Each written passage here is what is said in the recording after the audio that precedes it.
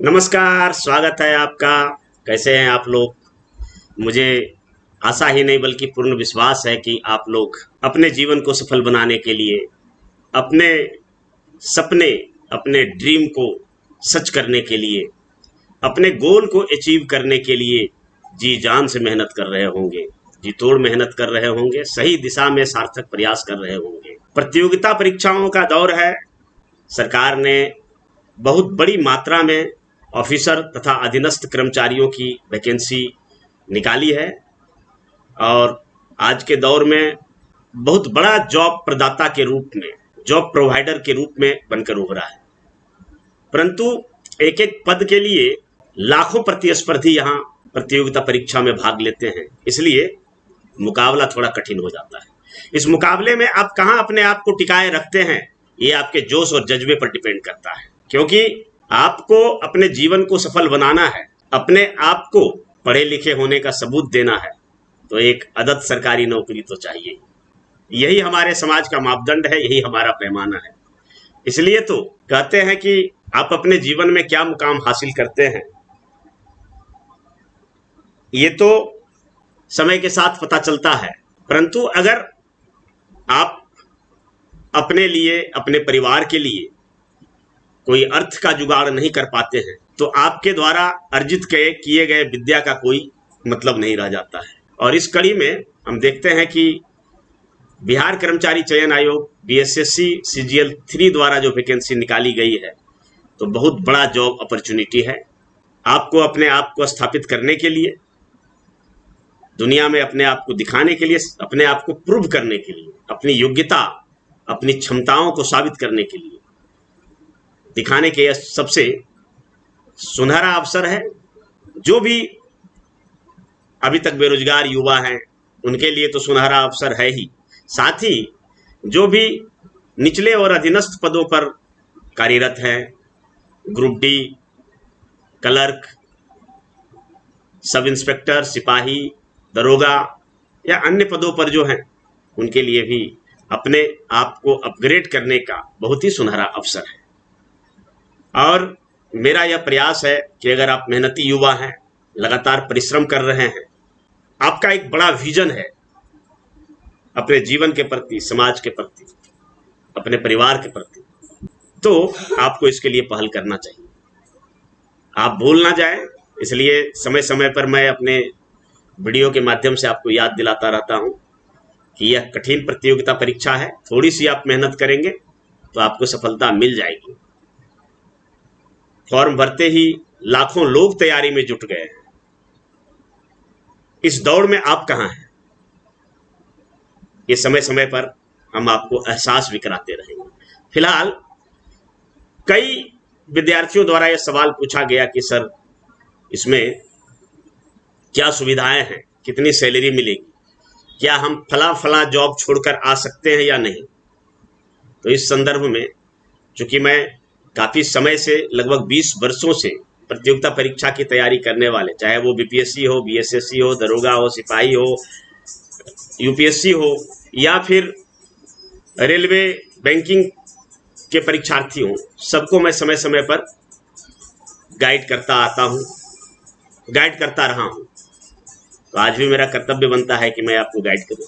तो सबसे पहले चलिए हम देखते हैं कि सचिवालय सहायक जो बीएसएससी सीजीएल 3 द्वारा निकाली गई वैकेंसी है, तो उसके क्या पदोन्नति के अवसर हैं, क्या उसके वेतन भत्ते मिलते हैं और कौन कौन सी सुविधाएं मिलती हैं। आइए इसके लिए हम बोर्ड पर चलते हैं। तो आइए सर्वप्रथम हम बात करते हैं बिहार सचिवालय सहायक के क्या वेतन होंगे, इसके साथ क्या भत्ते मिलेंगे, पदस्थापन कहाँ होगी आपकी, पदोन्नति के क्या अवसर हैं और भी क्या अन्य सुविधाएं आपको मिलती है। बहुत सारे विद्यार्थियों के मन में प्रश्न रहता है कि क्या ये अच्छा रहेगा कि नहीं रहेगा। तो ऐसे एक शब्दों में कहा जा सकता है कि बहुत ही अच्छा है, परंतु कैसे अच्छा है ये आपको हम आगे इनको मिलने वाली वेतन भत्ते और अन्य सुविधाओं तय कर लेते हैं। सबसे पहले तो आप जब ज्वाइन करेंगे, जो सबसे बेसिक पद है सचिवालय का, तो वो क्या है, तो सहायक। इसको सहायक ही कहा जाता है, परंतु इस नाम पर इस कैडर के लोगों को आपत्ति है। आपत्ति क्यों है? क्योंकि अगर हम कई स्टेट में देखें या फिर दिल्ली में देखें, तो दिल्ली में जो सेंट्रल सेक्रेटेरिएट है, तो वहां पर सचिवालय सहायकों का नाम बदल कर दिया गया एएसओ। एएसओ मतलब असिस्टेंट सेक्शन ऑफिसर। तो बिहार में भी जो सचिवालय सहायक के पुराने और नए लोग हैं, जो आपसे आपके सीनियर हैं, वो लोग मांग बकायदा सरकार के सामने रखे हुए हैं कि पदनाम परिवर्तन किया जाए। और मुझे बड़ा फक्र है कि उस आंदोलन में, उस मुहिम में मैं भी शामिल रहा था जब मैं सचिवालय सहायक के पद पर हुआ करता था। अब तो सचिवालय सहायक पद पर मैं हूं नहीं, अब इस सेवा को मैं छोड़ चुका हूं।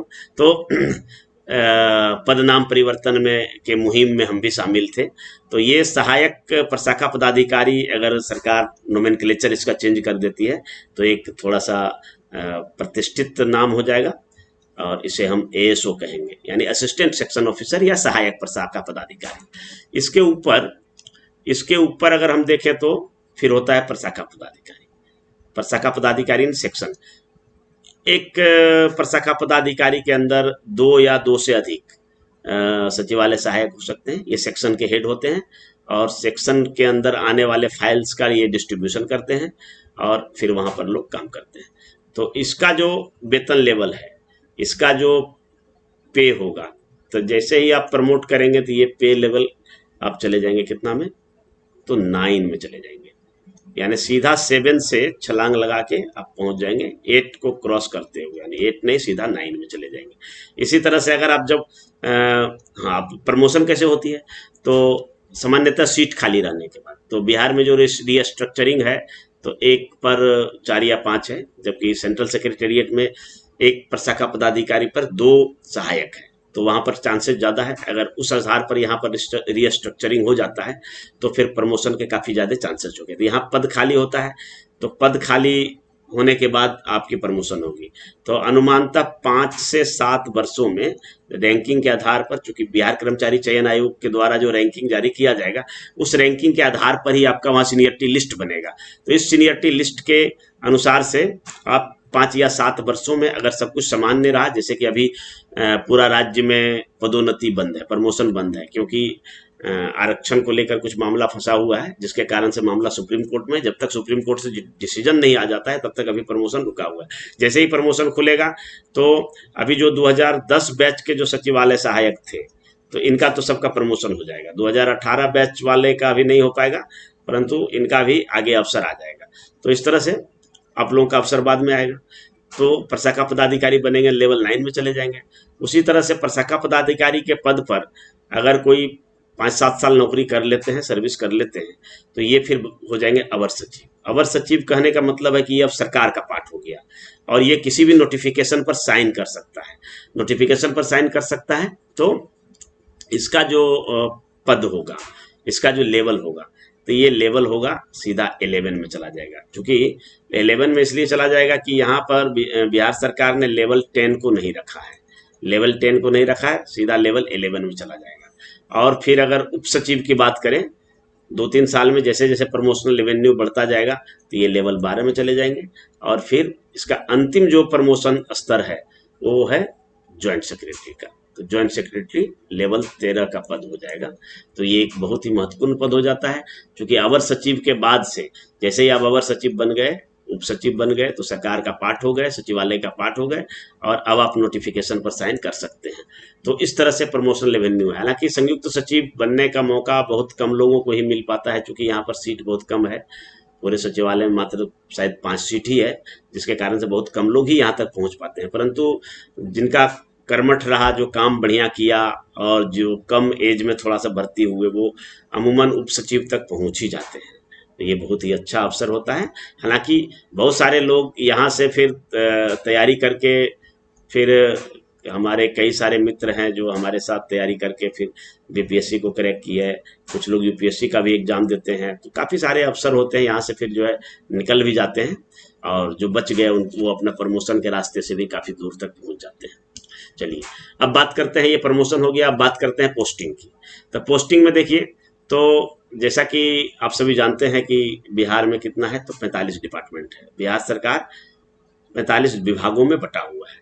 तो सबसे पहले 45 विभाग के जो सचिवालय हैं, ठीक है। तो इन 45 विभाग के सचिवालय में आपकी पोस्टिंग होगी, सचिवालय जहां सचिव बैठते हैं। और कई सचिवालय जो होते हैं, कई विभाग होते हैं, उनके कुछ कुछ निदेशालय भी होते हैं, निदेशालय होते हैं, और कहीं कहीं सोसाइटी भी होते हैं, सोसाइटी होते हैं या फिर समिति होते हैं। तो यहाँ पर भी आपकी पोस्टिंग हो सकती है, यानी सचिवालय और उसके संलग्न कार्यालय, संलग्न कार्यालय में निदेशालय हो जाते हैं, सोसाइटी आ जाते हैं।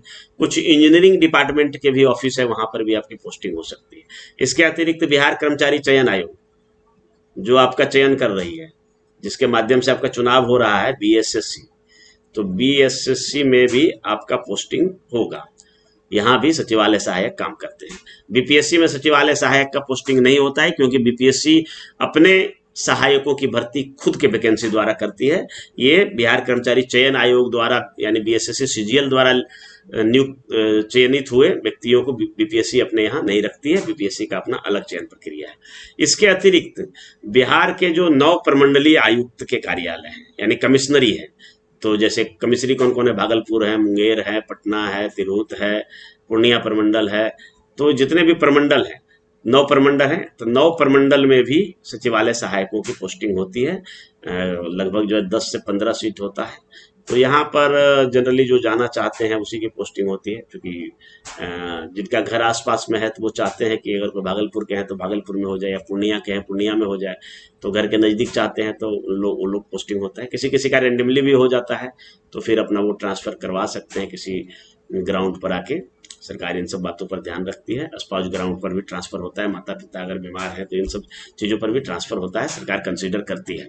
तो ये हो गया आपका पोस्टिंग, 3 जगह पोस्टिंग होगा, पूरा 45 डिपार्टमेंट में होगा। 45 डिपार्टमेंट और इसके निदेशालय और इससे संलग्न जो कार्यालय है या सोसाइटी वगैरह को जोड़ दे तो लगभग 70-75 के आसपास ठहरेगा, तो वहाँ पर पोस्टिंग होगा। और बिहार कर्मचारी चयन आयोग और बिहार के 9 प्रमंडलीय आयुक्त के कार्यालय में पोस्टिंग होगा। अब बात करते हैं अन्य सुविधाओं की, कि आपको कौन कौन सी सुविधाएं मिलेंगी। इस पर बड़ा जोर रहता है। कई सारे लोग पूछते हैं कि सर क्या मिलेगा, आवास मिलेगा, गाड़ी मिलेगा, गार्ड मिलेगा। तो सबसे पहले तो बात ये समझ लीजिए कि बहुत सारी चीज़ें जो आपकी अपेक्षाएं हैं, तो कई सारे ऑफिसर जैसे आईएएस है, तो आईएएस को बहुत सारी सुविधाएं मिलती है, उनको गाड़ी भी मिलता है और आवास भी मिलता है, गार्ड भी मिलता है, ठीक है। तो आप आईएएस भी बन सकते हैं, कोई दिक्कत नहीं है ना। A man can do what's a man has done. तो फिलहाल तो आपको एक आशियाना तलाशना है ना। जैसे कहावत में है कि पंछी भी नहीं रहते पराए आशियानों में, पंछी भी नहीं रहते पराए आशियानों में, अपनी तो उम्र गुजरी है किराए के मकानों में। तो कम से कम ये एक आधार आपको हो जाएगा। फिर अगर आपके अंदर दृढ़ निश्चय है, मन में अगर संकल्प कर लिए, आपकी मजबूत इच्छा शक्ति है, मेहनत करने का मादा रखते हैं, और अगर आपको सही मार्गदर्शन मिल गया तो आप आईएएस भी बन सकते हैं, कोई दिक्कत नहीं, पूरा माहौल है यहाँ पर। तो आवास, अब बात रही आवास, तो बिहार सरकार के आवास पूल में कुछ आवास है जिसमें आपका आवेदन करना होगा, और आवेदन करने के बाद आपका आवेदन नंबर में क्यू में लग जाएगा, क्यू यानी पंक्ति में लग जाएगा। और जैसे ही कोई आवास खाली होगा और आप अगर क्यू में आगे हैं तो आपको आवास आवंटित हो जाएगा।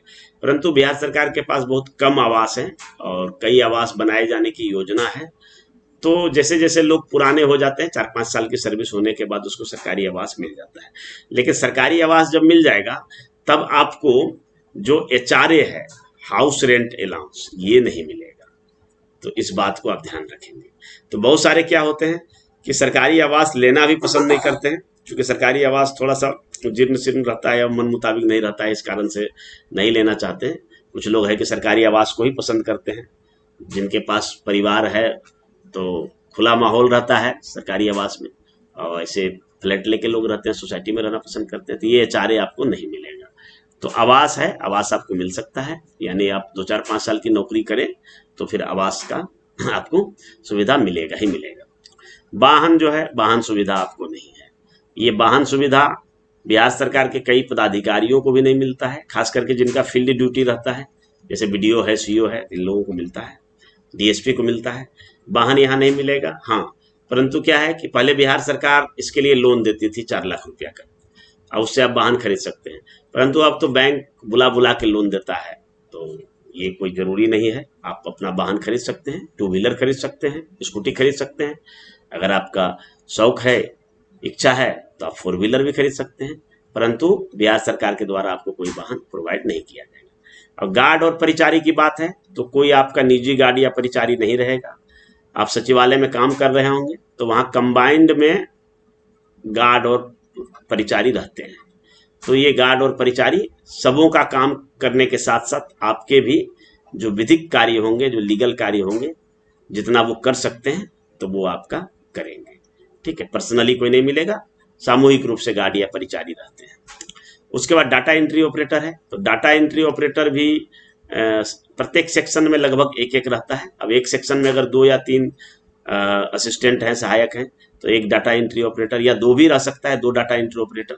तो ये आपका काम करेंगे, आपके लेटर को टाइप कर देंगे, जो भी आपको टाइप करवाना है टाइप आप कर सकते हैं। ये डाटा एंट्री ऑपरेटर मिलेगा, ये एक सपोर्टिंग स्टाफ है और ये बहुत बड़ा आपका सहयोग करेगा। सबसे बड़ा ये सहयोगी आपको सचिवालय सहायक के रूप में आपको मिलेगा, जो आपके सारे लेटर, अगर आप टाइपिंग नहीं जानते हैं तो कोई दिक्कत नहीं, डाटा एंट्री ऑपरेटर आपका टाइप कर लेगा। अगर यदि आप टाइपिंग जानते हैं तो ये बहुत फार बेटर होगा। अब है कंप्यूटर। तो कंप्यूटर अमूमन सभी विभागों में, विभाग पर, विभाग दर विभाग डिपेंड करता है। ज़्यादातर डिपार्टमेंट में सभी सहायकों को एक एक कंप्यूटर दिया गया है। ठीक है, कंप्यूटर है, यूपीएस है, उससे चलने वाली प्रिंटर है, ये सारी सुविधाएं, स्कैनर वगैरह सारा चीज़ आपको मिल जाएगा। ये सरकारी खर्च पर मिलेगा। उस कंप्यूटर पर आप बैठ के काम कर सकते हैं, स्कैनर वगैरह कर सकते हैं। तो ये कंप्यूटर लगभग मिलता है। कुछ ही डिपार्टमेंट में कहीं कहीं जहाँ जरूरत नहीं है तो वहाँ नहीं दिया जाता है, बाकी सब जगह रहता है। अब ऑफिस की बात करें तो ऑफिस में आपको चैम्बर नहीं मिलेगा।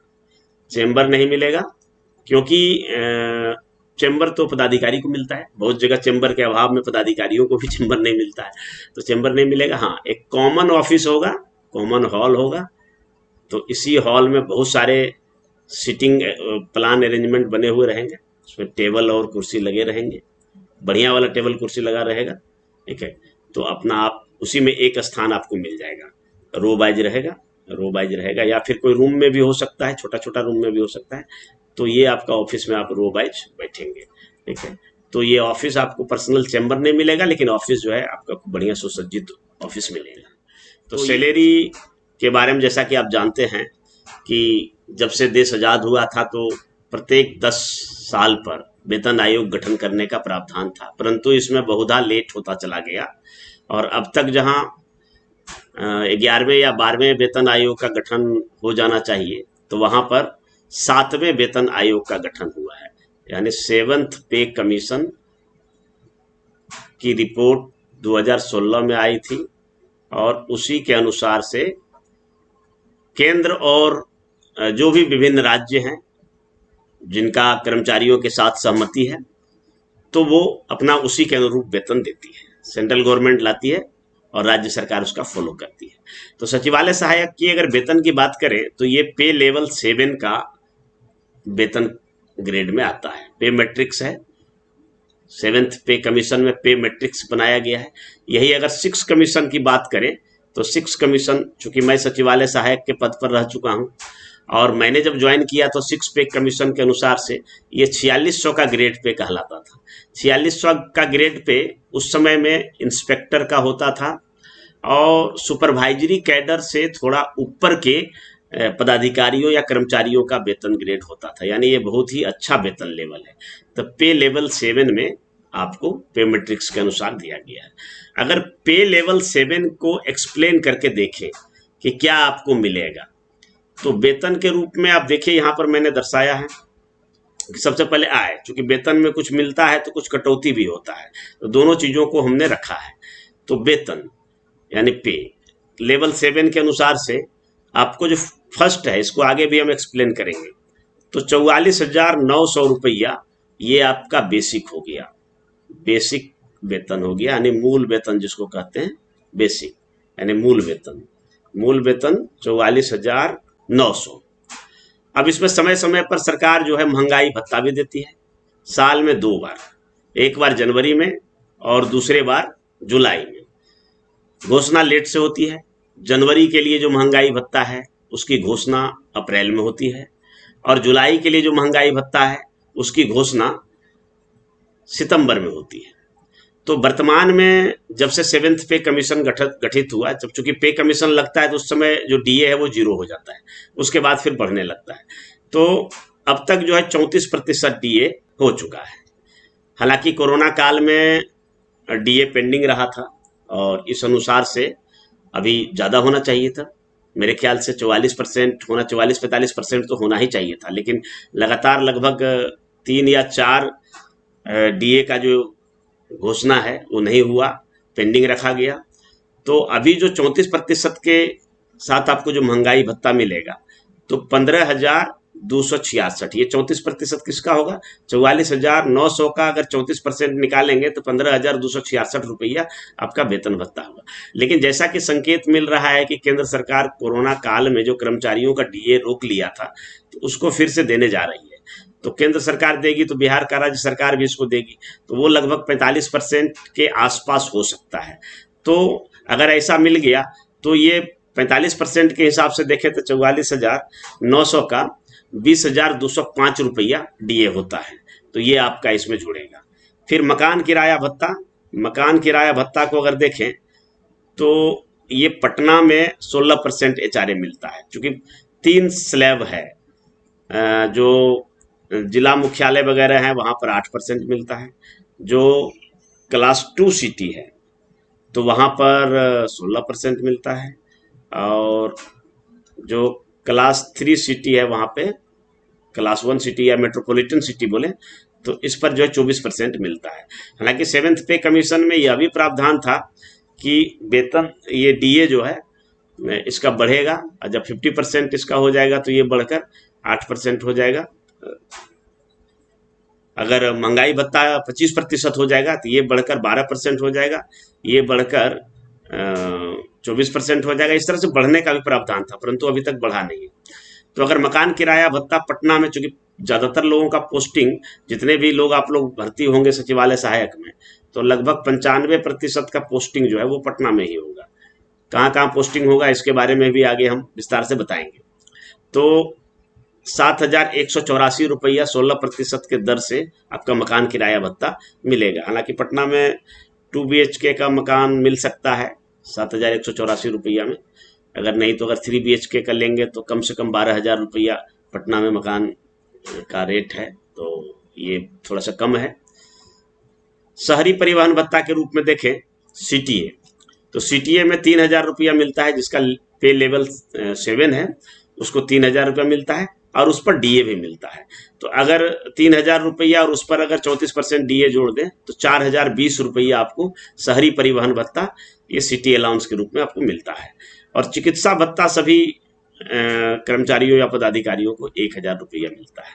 तो इस तरह से ये अगर ग्रॉस टोटल अगर देखें, अगर सारे को जोड़ दें 44,900, 15,266, 7,184, 4,020 और 1,000, तो ये जोड़कर होता है 72,370 रुपया आपका ग्रोस सैलरी हो जाता है, ग्रोस टोटल।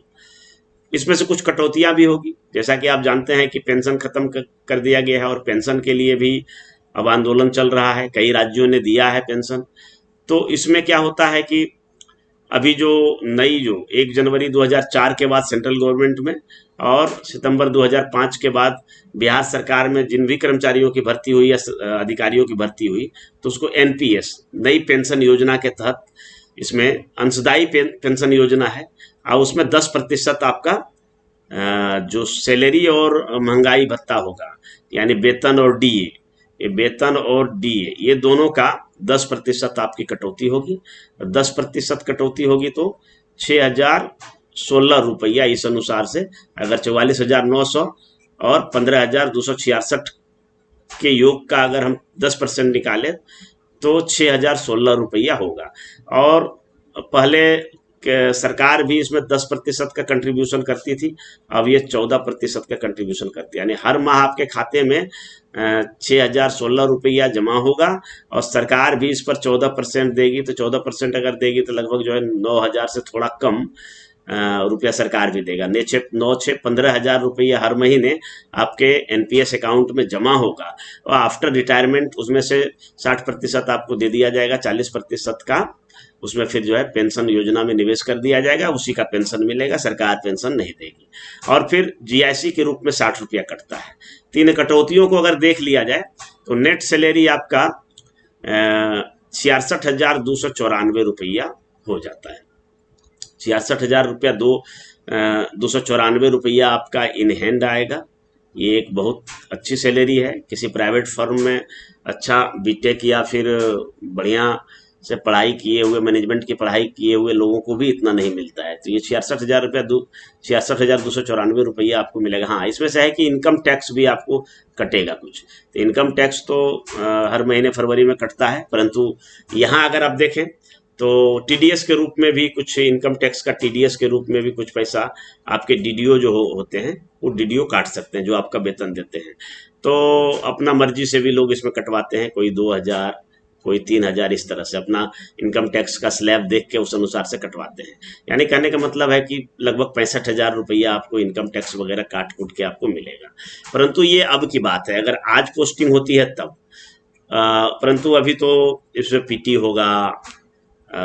होगा, फिर मेंस होगा, फिर अगर कोई व्यवधान नहीं हुआ, कोई अड़चन नहीं हुआ, तो इसका फाइनली रिजल्ट आते आते अभी साल भर लगेगा। तो साल भर लगेगा, तो अगर आप 2023 के जून, जुलाई या अगस्त में जाके ज्वाइन करते हैं, जैसा कि संभावना है कि क्लियर होते होते साल भर तो लग ही जाता है, तो ये जो डीए है, तो निश्चित रूप से डीए बढ़कर उस समय हो सकता है कि लगभग जो है 50 से ऊपर हो जाए, 50% से ऊपर हो जाए डीए। तो 50% से ऊपर हो जाए डीए तो निश्चित तौर पर आपकी जो है सैलरी और भी बढ़ जाएगी। ये 66,294 ना मिलके ये 70,000 से आपका सैलरी पार हो जाएगा, यानी 70K से पार हो जाएगा। तो एक बहुत अच्छी सैलरी है जिसमें आप अपना सब कुछ कर सकते हैं। अब मैंने जैसा कि बताया था कि ये वेतन लेवल का पे मैट्रिक्स जो है 7th पे कमीशन का, तो उसका हम यहाँ पर आपको दिखाते हैं कि किस तरह से रखा गया है। तो सचिवालय सहायकों को जैसा कि मैंने बताया है कि लेवल 7 में रखा गया। तो ये देखिए, ये आपका लेवल 1 है। लेवल 1 इसमें ग्रुप डी स्टाफ को रखा जाता है। क्लर्क वगैरह को लेवल 2 में रखा जाता है। 3 में जो है हेड क्लर्क वगैरह को रखा जाता है। 4 में उससे ऊपर जो थोड़ा सा होता है सुपरवाइजरी कैडर से नीचे, उसको रखा जाता है। और फिर 6 में देखिए सुपरवाइजरी कैडर का है, और इसके नीचे 5 भी है। ठीक है, तो इस तरह से अगर हम देखें तो लेवल 7 की बात करें तो लेवल 7 का देखिए, यहाँ जैसा कि मैंने बताया था, ये 6 पे कमीशन के अनुसार, 6 पे कमीशन के अनुसार से अगर हम देखेंगे तो यहाँ पर 93,000 से लेके 34,800 में 4600 का पे ग्रेड इसके साथ जोड़कर दिया जाता था 6th पे कमीशन में। 7th पे कमीशन की अगर बात करें तो 7th पे कमीशन में इसको लेवल 7 में रखा गया है, लेवल 7 में। और ये लेवल 7 का क्या किया कि इसका जो वेतन था तो उसका सीधा 2.62 यानी 2.62 से गुना किया गया, और उस तरह से गुना करने के बाद आपका जो मूल वेतन ठहरा वो ठहरा 44,900, जैसा कि मैंने आपको यहाँ पर बताया था। यहाँ पर आपको बताया था कि आपका मूल वेतन कितना होगा, 44,900। ये 44,900 कहाँ से आया, तो जो 7वें वेतन आयोग का पे मैट्रिक्स है, पे मैट्रिक्स में लेवल 7 का जो इनिशियली वेतन है तो ये 44,900। जैसे ही आपकी 1 साल नौकरी हो जाएगी, 1 साल नौकरी, या अगर जब भी ज्वाइन करते हैं तो जुलाई में इंक्रीमेंट लगता है। अगर जुलाई अगला साल जुलाई में पहले, जुलाई आने से पहले आपका 180 दिन की नौकरी हो जाती है, 180 दिन की सर्विस हो जाती है, तो आपको एक इंक्रीमेंट लग जाएगा, यानी कम से कम 6 महीना होना चाहिए। तो आपका वेतन 44,900 के जगह बढ़कर हो जाएगा जो मूल वेतन, वो 46,200। इसी तरह अगला साल जुलाई में दूसरे साल 47,600 हो जाएगा, फिर तीसरे साल 49,000 हो जाएगा, फिर चौथे साल 5वें साल हो जाएगा आपका 50,500, और छठे साल जाके 52,000 हो जाएगा, और इसी तरह से बढ़ता रहेगा जब तक कि आपका प्रमोशन ना हो जाए। और इसके बाद प्रमोशन हो जाएगा तो फिर आपका लेवल चेंज हो जाएगा, वो किस लेवल में आएगा मैं आगे बताऊंगा। तो ये आपका देखिए वेतन है कि अगर आपका प्रमोशन नहीं भी होता है तो प्रत्येक साल इंक्रीमेंट होते होते आपका मूल वेतन अंतिम में जाके कहाँ तक जा सकता है, तो यहाँ तक जा सकता है, यानी 1,42,400 रुपया तक मूल वेतन जा सकता है। तो हम एक ट्रेंड एनालिसिस करेंगे। ये आपको अभी जो हम दिखा रहे हैं कि आप तैयारी कर रहे हैं, तैयारी में लगे होंगे निश्चित तौर पर। अगर आप तैयारी नहीं कर रहे हैं तो देर कर रहे हैं, आपको लग जाना है बिल्कुल। और बहुत सारे लोग तो, बहुत सारे हमारे जान पहचान के विद्यार्थी हैं जो हमसे मार्गदर्शन लेते हैं, वो लग चुके हैं, फॉर्म भरने के साथ ही लग चुके हैं, उनकी आधा सिलेबस भी कंप्लीट हो गई। इसलिए आपको देर नहीं करना है, लग जाना है। तो इसमें हम मदद करेंगे। सबसे पहले हम ये दिखाएंगे कि जो पीटी और मेंस होता है, तो 2 बार अभी तक हो चुका है। एक हुआ है 2010 में, और 2010 का था, लेकिन एग्जाम हुआ 2012 में हुआ, फिर फाइनल हुआ 2013 में, ठीक है। 2014 में इसकी पोस्टिंग हुई। और दूसरा जो बैच आया, तो दूसरा बैच में पीटी 2 बार हुआ, पीटी 2 बार हुआ। तो ये हुआ 2016 में आया, और इसका 2018 में फाइनल हुआ, ठीक है। तो ये दोनों में किस किस सब्जेक्ट से कितने प्रश्न पूछे गए हैं, ये आप देखिए। इतिहास, राज्य व्यवस्था, इसका हम एक ट्रेंड एनालिसिस दिखाएंगे, एक आपका जो है विश्लेषण करके दिखाएंगे कि किस किस विषय से पीटी में कितना, मेंस में कितना, फर्स्ट चरण का, ठीक है। और दूसरा जो 2018 बैच का है, उसमें 2 बार पीटी हुआ था, तो पीटी और मेंस में कितना कितना प्रश्न पूछा गया है। तो ये आपके लिए काफी लाभदायक होगा। तो आप इंतजार कीजिए, एक आध सप्ताह में हम इस वीडियो को आपके सामने लाएंगे, जो आपके लिए, आपकी तैयारी के लिए मील का पत्थर साबित हो। हमारा रिक्वेस्ट है कि आप यदि हमारे चैनल पर नए हैं या पहले से भी हैं और अब तक सब्सक्राइब नहीं किए हैं, तो चैनल को कृपया सब्सक्राइब कर लें, ताकि हमारी हर नोटिफिकेशन समय से आपको मिलता रहे। बेल आइकन भी दबा दें। और अगर इस संदर्भ में कोई पूछताछ करनी हो, तो नीचे कमेंट बॉक्स में आप अपना प्रश्न जरूर छोड़ें, यथासंभव उत्तर देने का प्रयास किया जाएगा। वीडियो को लाइक करें और अपने अन्य मित्रों को शेयर करें। धन्यवाद। जय हिंद।